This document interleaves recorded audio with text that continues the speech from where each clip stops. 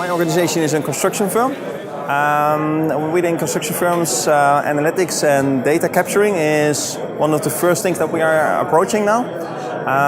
Data analytics and doing stuff with it is the next step that we are approaching. We do it on little projects, but on the smaller approach for a broad approach is still starting. We want to make smart buildings. We want to make the buildings comfortable for you as a person. So we need that kind of analytics to know how you work with it and how you experience buildings and what we can do with it. So maybe we are not making buildings anymore in a couple of years, but we are making working spaces. And for making a working space, we have to know what kind of capabilities and what kind of measurements we have to take. Collecting the data. And the second one is keeping to the ground with your feet. Because our construction firms are relatively stable. They are old-fashioned. And having a discussion about data and somebody else standing in the mud is quite a challenge. So getting the culture to get data and to analyze data, that will be the biggest challenge. But yeah, we are hoping that it will get there. One of the major changes in our organization is that we use virtual buildings. So we are making the things that we make in real life first completely virtual. And a lot of data is needed there. So that's the biggest change that we now see, is that we are really able to analyze and simulate before we make it. That's the first step. The second step is that we can keep our people into that project and then say, how are we going to make it? And the last thing that we like a lot is that our customers are also seeing what we are going to make. Whoa, it's like playing chess. As a person, you can imagine that you make 3 or 4 different sketches of a building or a solution. A computer can make 1.4 million calculations in just a second, and could give you a lot of opportunities where you didn't think of.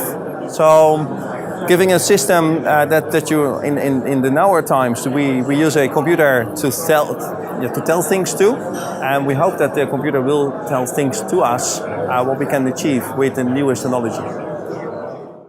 Well, our organization is a structure of 17 different companies with their own entities. So it's probably different to say. It's depending on the source of the company itself. But in the broader range, I will see that the younger people want to work with more data-like and not brick-like. So eventually we will go into it, but it will be a struggle after all. A lot. We make 1,800 houses for people, and we are just analyzing those houses for our purposes. So we are analyzing how many water you are using, the electricity you are using, the sunlight on the building. And probably with the new regulations, that data is not from us, it's from the person that owns that building or the person itself. So it will have a big impact, but we are just starting with collecting data, so we can incorporate that kind of methodology or that knowledge of that new law to our approach. But it will be a huge impact into our system, I believe it. What are the next steps? The next step is that it is a culture change. So a lot of people see it tech-wise, but it's a culture thing. The people should believe in it and adjust to it.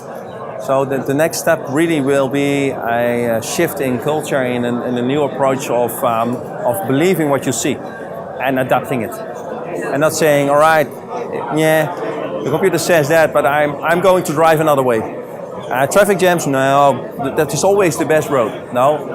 And nowadays, everybody believes what TomTom or the route plannings are saying, But in the early days, everybody said, "Meh, that's mess."